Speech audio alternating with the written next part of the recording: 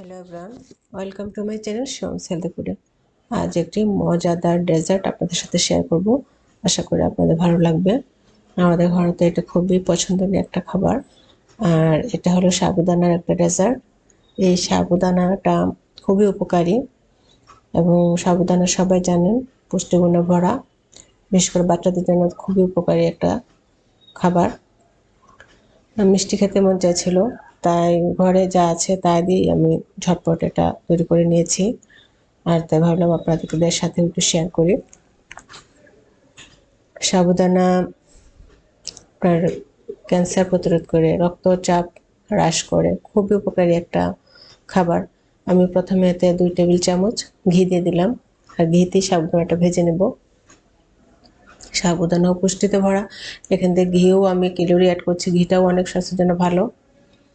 আর সাগুটাকে আমি ধুয়ে 5 মিনিটের মতো ভিজিয়ে রেখেছি। এখন আমি সাবুদানাটা দিয়ে ভালোভাবে ভেজে নেব।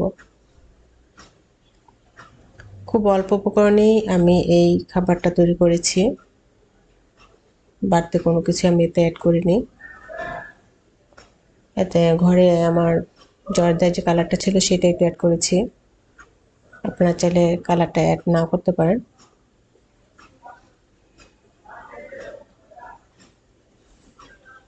আমি 100 গ্রামের উপরে হবে সাবুদানা নিয়েছি।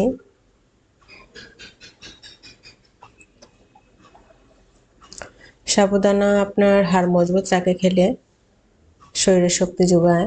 যারা ওজন বাড়াতে চান তারা সাবুদানা খেতে পারেন। সাবুদানা হজম শক্তিও বাড়ায়, এতে তন্তু বা আঁশ আছে। পৌষ্টিক নালীকে পরিষ্কার রাখে এই সাবুদানা। সাবুদানার উপকারিতা বলে শেষ করা যাবে না। যারা স্বাস্থ্য উজ্জ্বল চুল পেতে চান তারাও সাবুদানাটা খেতে পারেন। সাবুদানাটা ভেজে নেওয়ার পর আমি এতে অল্প অল্প করে একটু পানি অ্যাড করব সাবুদানাটা সেদ্ধ হওয়ার জন্য।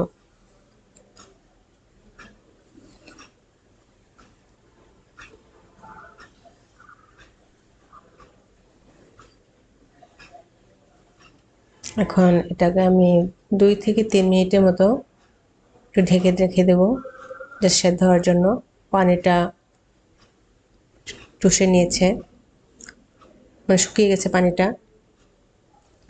আর এখন আমি এতে একটু ফুড কালার এবং চিনি অ্যাড করব।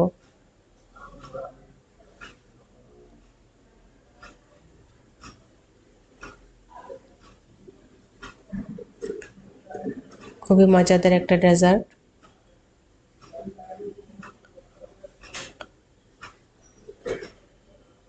সাবুদানা দিয়ে লাড্ডু বানানো যায়, তবে এতে পানি অ্যাড না করে শুধু চিনিটা দিয়েই সাবুদানাটাকে সেদ্ধ করা যায় এবং সেই চিনি এবং সাবুদানার যে লেয়ারটা তৈরি হয় সেটা দিয়েই লাড্ডুটা তৈরি করতে সুবিধা হয়। আমি এখানে লাড্ডু তৈরি করব না, আমি জাস্ট বাচ্চারা খেতে চাইছে নর্মাল একটা ডেজার্ট তৈরি করে দিব। পুষ্টিও হলো, পেটও ভরলো, খাওয়ার যে তৃপ্তি আসে মিষ্টি জাতীয় খাবার সেটা খাওয়ার যে ইচ্ছাটা সেটাও পূর্ণ করা যাবে। এক কথায় সাবুদানা একটা উত্তম খাবার। আর এটাকে আমি প্লেটে ঢেলে প্রথমে একটু ঠান্ডা করে নিচ্ছি।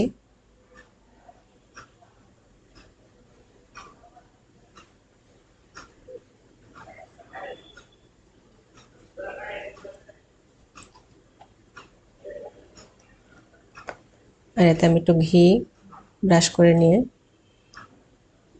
সাবুদানাটা গরম এখনো,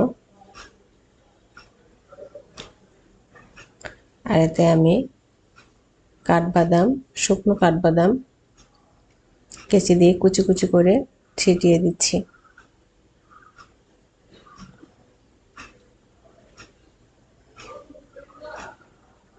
আপনারা চাইলে বাদামগুলো ভিজিয়ে রেখে কুচি করে বেশি করে আর অন্য বাদামও অ্যাড করতে পারেন।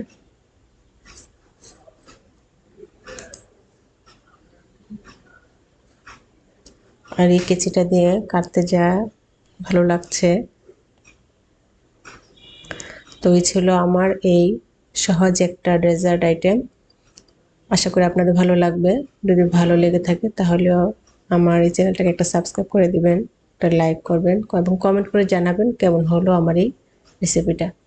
আজ এই পর্যন্তই।